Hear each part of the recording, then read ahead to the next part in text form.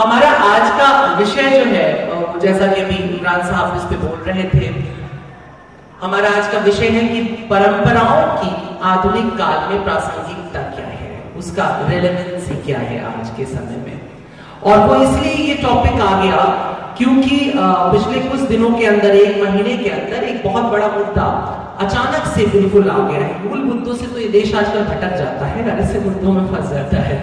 तो एक नया मुद्दा इन दिनों आ गया है और वो ये है कि एक महिला अचानक से शनि सिंगलापुर का जो मंदिर है वहां पर चबूतरे पर महिलाओं का प्रवेश वर्जित है और वो वहां जाती है और तेल चढ़ाने की कोशिश करती है और वहां के पुजारियों द्वारा उन्हें हटा दिया जाता है ससम्मान। लेकिन बाद में फिर उसके बाद एक बड़ा समूह महिलाओं का वहां पहुंचता है और वो ये दावा करता है कि महिलाओं को यहाँ पर तेल चढ़ाने का अधिकार दिया जाना चाहिए। मंदिर प्रशासन इसके लिए तैयार नहीं है। वो कहता है नहीं, हमारी परंपरा 400 सालों से यही है कि यहाँ पे कभी भी कोई महिला चबूतरे पर आकर के तेल नहीं चढ़ा सकती है, वो दूर से दर्शन कर सकती है। उसके पीछे एक और नई डिबेट शुरू हो गई कुछ ही दिनों के अंदर कि तमाम मज़ारें यहाँ पर ऐसी हैं जहां पर महिलाओं को अंदर नहीं जाने दिया जाता है, बाबा को छूने नहीं दिया जाता है, चादर नहीं चढ़ाने दिया जाता है, उनको वहां भी प्रवेश देना चाहिए। एक और मुद्दा उठ करके सामने चला है। तो अब कुल जमा एक धार्मिक आजादी की बात हो रही है देश के अंदर एक अलग तरह से, और ये कहने की कोशिश की जा रही है कि क्या महिलाओं को कमतर करके या उनके साथ दोहरा व्यवहार करके देखा जा रहा है इस देश के अंदर एक लंबे समय से। और जिस तरह का डिबेट सामने उभर करके आ रहा है वो ऐसा ही है जैसे ऐसा लगता है कि यहाँ पर महिलाओं को बहुत बुरी अवस्था में रखा गया है। और मजेदार बात यह है कि इसमें तमाम अंतरराष्ट्रीय बुद्धिजीवी भी इसका हिस्सा बनने लग गए हैं। जबकि एक हास्यास्पद बात यह है कि अभी तक दुनिया के सबसे अधिक मॉडर्न कहे जाने वाले देश अमेरिका के पास एक भी महिला राष्ट्रपति नहीं हो पाई।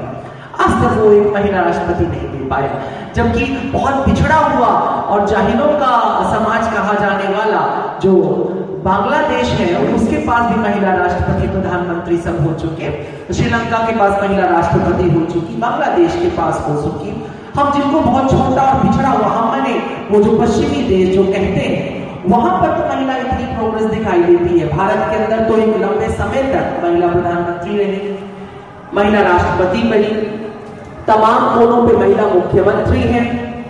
इस समय अगर महिलाएं इस देश में एक है बड़े बड़े पदों पर महिलाएं हैं, यदि इस समय ये कहा जाए कि महिलाओं को भारत के अंदर बराबरी का दर्जा देने की कोशिश नहीं हुई है या दिया नहीं जाता है, तो मुझे लगता है ये बहुत जबरदस्ती की बात होगी। कम से कम इस मामले में भारत बहुत उदार है और भारत भी हमेशा से महिलाओं को एक अच्छी उच्च स्थान पे रखने की कोशिश की गई है। निसंदेह तमाम ऐसी परंपराएं, ऐसी रूढ़ियां इस देश में पूरी दुनिया की तरह ही हैं कायम अभी तक, जो महिलाओं को पूर्ण स्वतंत्र होने से रोकती है। लेकिन जैसा थोड़ी देर पहले इमरान साहब ने एक बात कही थी कि अभी ये बहुत डिबेटेबल सब्जेक्ट है कि किन परंपराओं को जीवित रहना चाहिए और किन को नहीं रहना चाहिए, कौन सी अच्छी है और कौन सी बुरी है, ये एक बड़ी बात होती है। उस परंपरा के अगर बहस में हम लोग जाते हैं तो बहुत लंबा वक्त गुजर जाएगा और हम लोग कहीं मूल मुद्दे से भटक जाएंगे।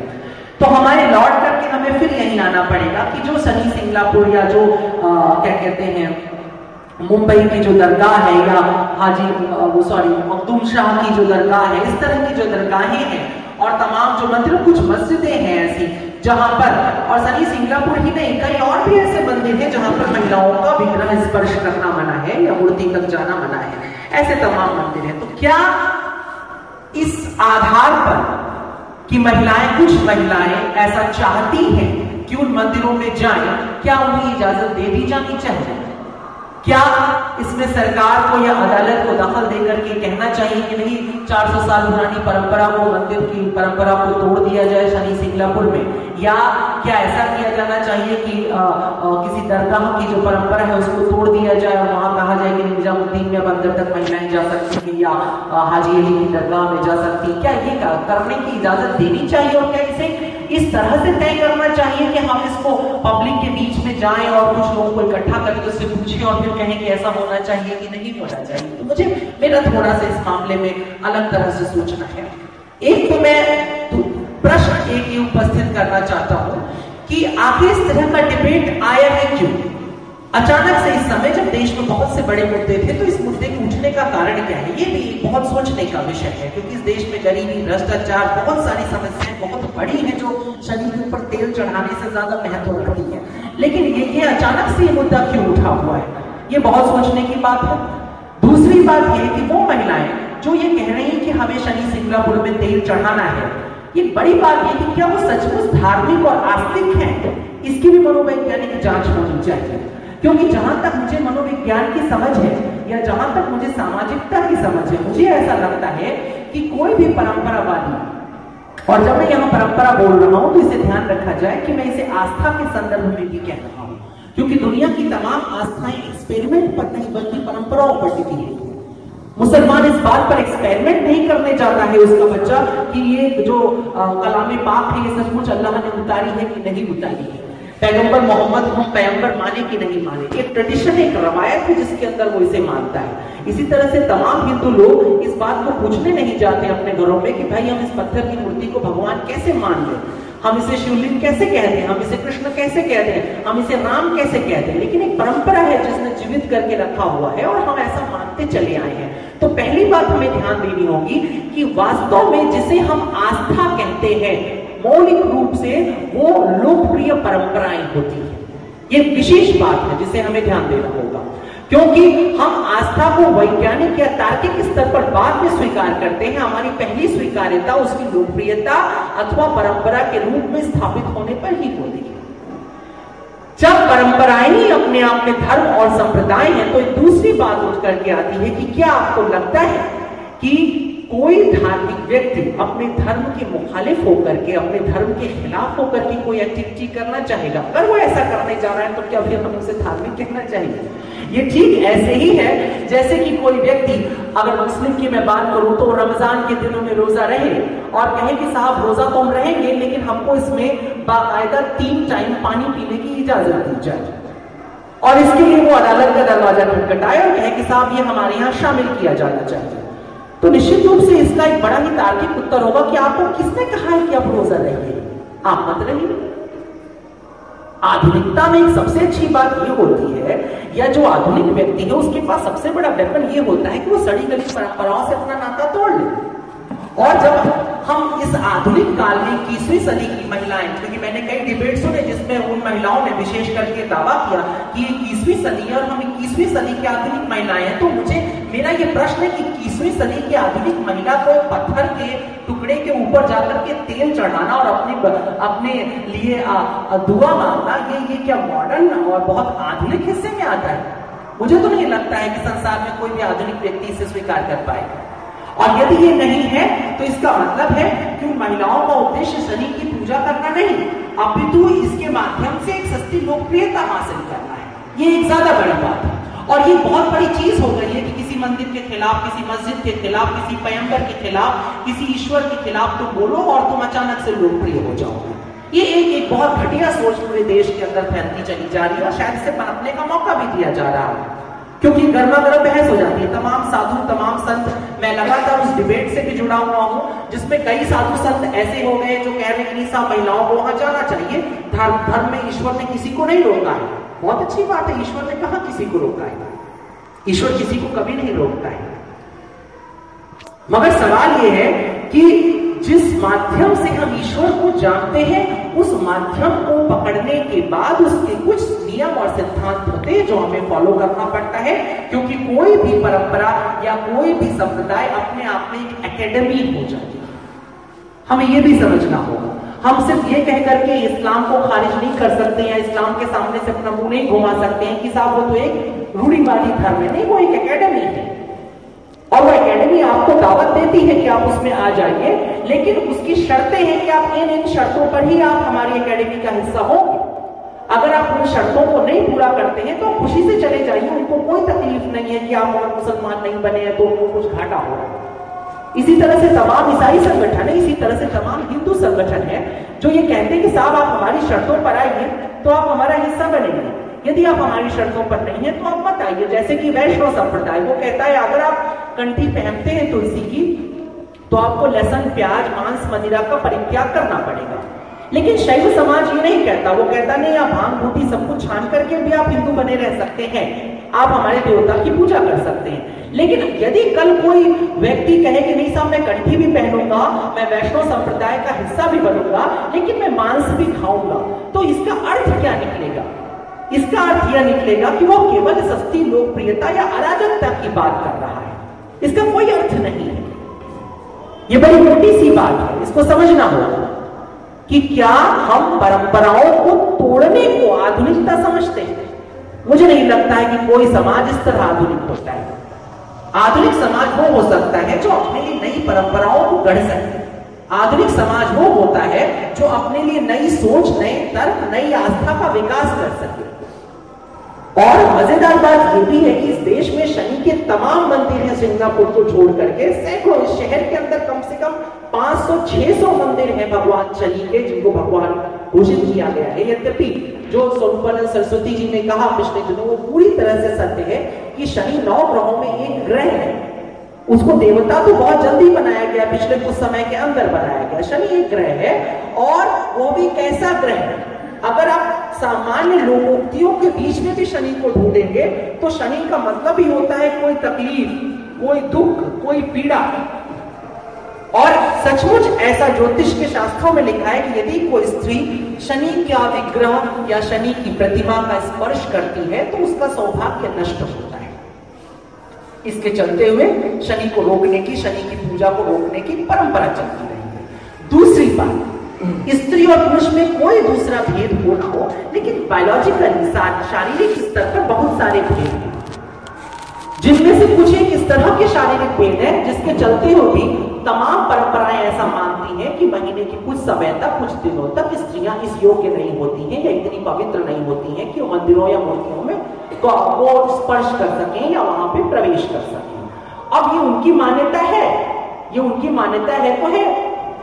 तमाम मान्यताएं सिर्फ मान्यताएं हैं, और वो हैं और जिस तरह से हैं उसी तरह से हैं। तो उसमें अगर ये मान्यता है कि स्त्रियां अशुद्ध हैं, तो उस अशुद्धता का एग्जामिनेशन कैसे होगा? हर मंदिर में ये इम्तिहान कैसे लिया जाएगा कि अभी अभी जो महिला प्रवेश कर रही है वो इन दिनों शुद्ध है कि नहीं शुद्ध है? ये बड़ा प्रश्न है।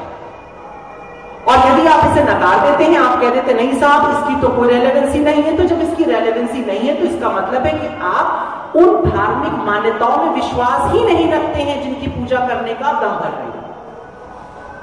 क्योंकि भला मुझे कैसे लग सकता है कि यदि मेरी माता को या आप में से तमाम लोगों के घर की महिलाओं को यह पता लग जाए कि इस मजार पर जाने पर उनके घर में कोई अशुभ बात हो जाएगी, वो चली जाएंगी? मुझे तो नहीं लगता है कोई आस्तिक महिला ऐसा करने वाली, कोई आस्तिक पुरुष ऐसा करने वाला है। किसी ने कभी किसी व्रत के समय, मुझे नहीं लगता कि मेरी माँ ने इतने व्रत रखे करवा चौथ के, तीज के रहती, वो उनका गला दबा करके कभी मैंने नहीं देखा। मेरे पिता ने कहा कि आज तुम्हें दिन भर पानी नहीं पीना पड़ेगा। एक परंपरा है, वो पानी नहीं पीती। किसी मुसलमान की कनपट्टी पे रिवॉल्वर नहीं रखा गया होता है कि तुम आज दिन भर पानी नहीं पियो क्योंकि रमजान के दिन चल रहे, रोजे पे। उनकी आस्था है, उनका दिल कह रहा है हम पानी नहीं पिएंगे तो नहीं पिएंगे। तो परंपराओं की गंभीरता को यूं समझना होगा कि वो स्वीकार्य होती है, और इस तरह की परंपराओं से जुड़ने वाले व्यक्ति को या इस तरह की मान्यताओं में प्रवेश करने वाले व्यक्ति को उस पूरी की पूरी मान्यता को स्वीकार करना चाहिए। इसलिए मैं ये बात कह रहा हूं क्योंकि बार बार इस मुद्दे से भटका दिया जाता है लोगों को कि साहब ये स्त्री और पुरुष की बराबरी का मुद्दा है ही नहीं।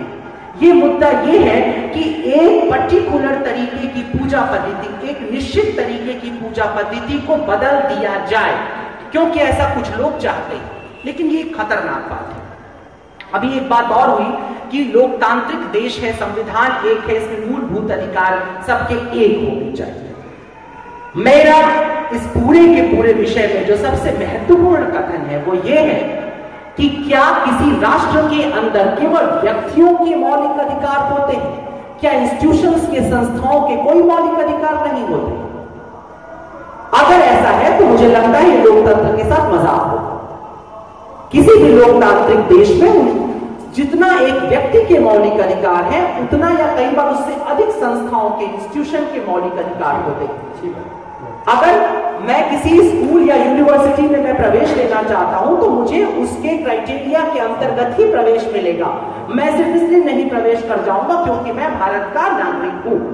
यह बात नहीं हो सकती है। और यदि किसी यूनिवर्सिटी का प्रांगण मुझे रोक सकता है, यदि किसी क्या कहते हैं इंस्टीट्यूट का प्रांगण मुझे रोक सकता है जो विज्ञान और तर्क सिखाता है, यदि वो और छोड़िए साहब, आप एक राजनीतिक दल में नहीं जा सकते हैं यदि आप उसकी आइडियोलॉजी के साथ नहीं जुड़ेंगे, उसकी भी बाउंड्री लाइन। ऐसा हो ही नहीं सकता है कि आप कांग्रेस की मानसिकता को लेकर के, आप कांग्रेस की आइडियोलॉजी को लेकर के आप बीजेपी में प्रवेश कर जाए। ये बिल्कुल आइडियोलॉजी बड़ी क्लियर होती है। तो आइडियोलॉजी के साथ क्या इस देश का ये कर्तव्य, इस देश के संविधान का, इस देश के बुद्धिजीवियों का, इस देश की अदालत का क्या ये कर्तव्य नहीं है कि वो संस्थाओं की भी सुरक्षा करे, उसके भी मौलिक अधिकारों के बारे में सचेत रहे? क्योंकि यदि ऐसा नहीं हो रहा है तो कल बहुत सारे प्रश्न उठेंगे। कल हो सकता है कि अचानक से कोई संगठन खड़ा हो जाए और कह दे नहीं साहब हम तो मौलिक अधिकारों के अंतर्गत ये चाहते हैं कि मस्जिदों के अंदर प्रतिमा रख करके हम पूजा करना चाहते हैं।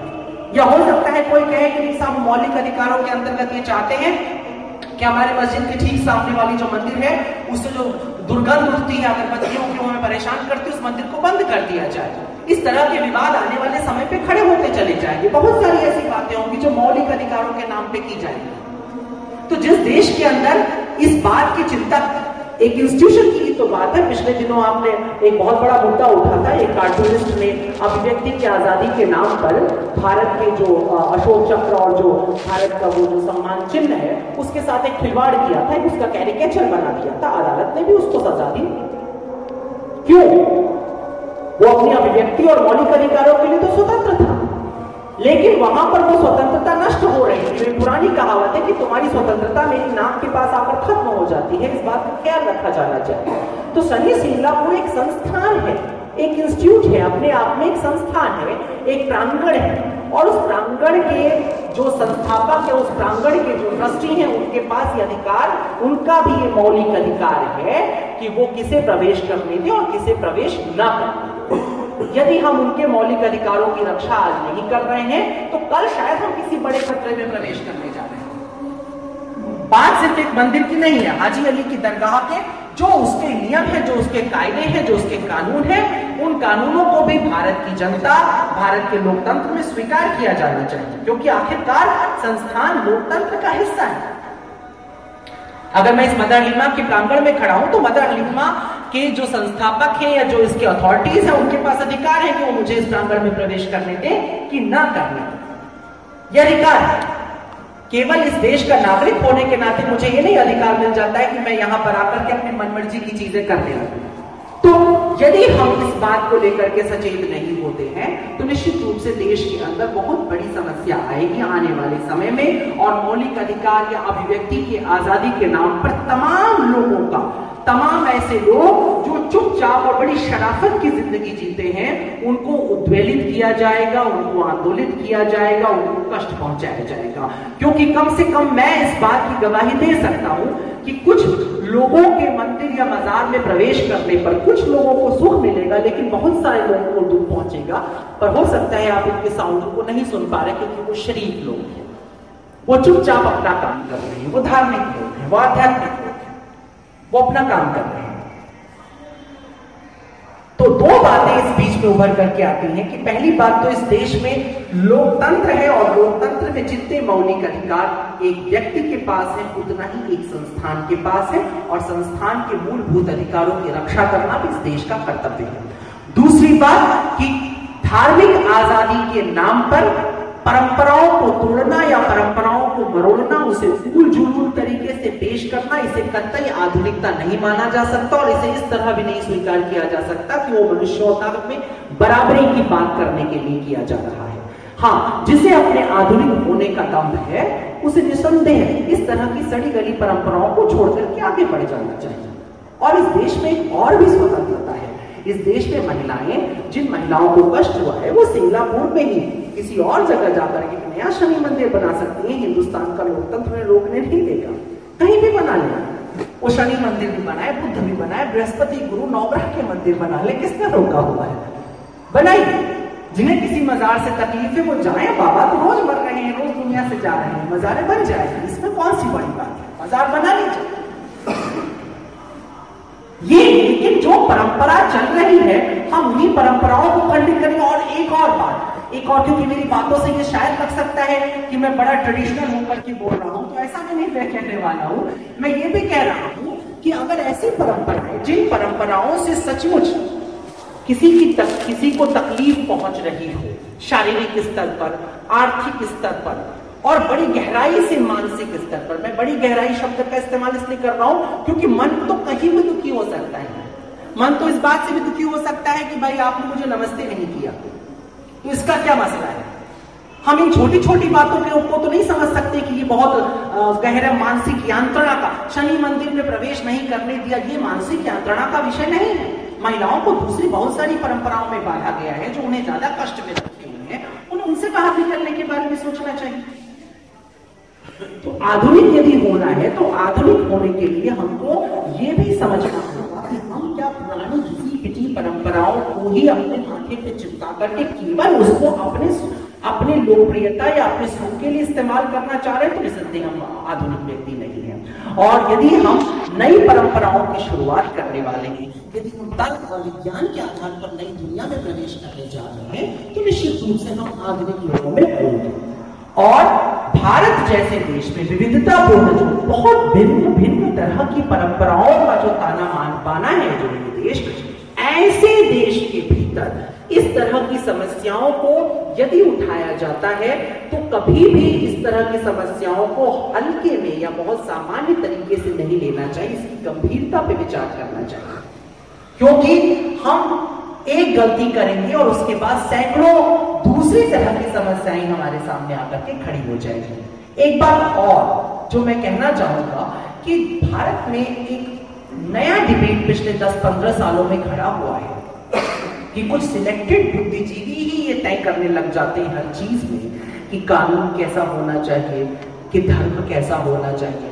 मुझे लगता है कि ये ठीक बात नहीं है। एक ऑटोक्रेसी देश में मेंटेन होनी चाहिए, विशिष्टता होती है, हर व्यक्ति का किसी न किसी क्षेत्र में एक विशेषज्ञता होती है और विशेषज्ञ के हाथ में ही, जैसे कि हॉस्पिटल में जाकर के हमें कोई साधु कहे, अब मान लीजिए कि शंकराचार्य के पद पर ही बैठे हैं और वो कहें कि नहीं साहब चूंकि मैं शंकराचार्य के पद पे बैठा हुआ इसलिए मैं डॉक्टर त्रेहान की जगह पर मैं जाकर के अब ऑपरेशन करने में सक्षम हो गया हूं, तो ये बड़ा ही हास्यास्पद होगा। लेकिन ठीक ऐसे ही डॉक्टर त्रेहान को धर्म के बारे में बोलने से पहले भी उनकी विशिष्टता हमको खोजनी पड़ेगी। मैं एक उदाहरण दे रहा हूं, मैं डॉक्टर त्रेहान की बात नहीं कर रहा हूं, मैं बात कर रहा हूं कि क्या कोई भी व्यक्ति किसी भी क्षेत्र में जाकर के बोलने के लिए स्वतंत्र है? ये नहीं है और नहीं होना चाहिए और उनकी बातें सुनी भी नहीं जानी चाहिए।